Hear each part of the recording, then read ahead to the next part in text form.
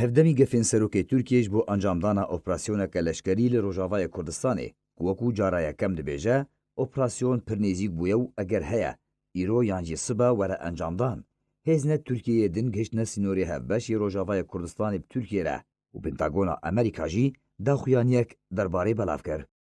ئاژانسا ئەنادۆلیا تورکیە دەزانین کۆ نەح بارهەلگرên لەشکەری بارێوان ئۆتۆمبیلên لەشکەریên مەرتالکریە بارهەلگرێکە لەشکرên تورکیە گەشتە قەزایە ئاقچە قەلعە یا سەر بە ویلایەتە شانلی ئۆرفا li gor hinjêderên medyayî belavkirine armanca şandina wî kerwanê leşkeriyê nû hêzkirina hebûna hêzên Tirkiye li ser sînorê Tirkiye Kurdistana Sûriye û Sûriyê re ye amadabaşiyeke ji encamdana operasyona leşkerî re. Her girêdayî mijarê Wezareta Beravaniyê Amerîka ji aliyê xwe ve matirsiya xwe jê egera encamdana Tirkiye ji operasyoneke leşkerî re bi tena xwe bi bê hevrêzkarî bi Amerîka re li Rojavayê Kurdistanê daxuyanî. Do roja şemiyê di daxuyaniyekê de Pentagona Amerîkayê li ser zarê berdevkê xwe Sean Robertson ragihand. Em bêhtir guhdanê didin garantiya karê ewlekarî ew yek baştirîn riya pêşketinê ye ji me tevan re.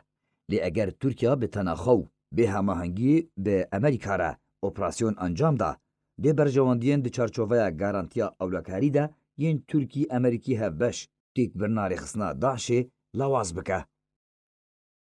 Beriya daxuyaniya Pentagonê Erdogan ragihand bû ku an hemî hişyariyên xwe derbarî Rojhilatî Firatê ji hevpeymanên xwe re gotine arasteyî wan kirine. Tirkiye sebir pir kişandiye tanha lê di nêrîna wan de dewriyên hevbeş yên bejayî û esmanî bi tenê gotineke û tanha Amerîka ji Tirkiye re zelal nekiriye. Gelo rêxistina YPG PKK Kulgor Erdogan dibêje Amerîka dixwaze dibin sernavê Qesedê de li wan veşê re û çavê xwe li ber wan bigire rêxistineke terorî ye yan jîna.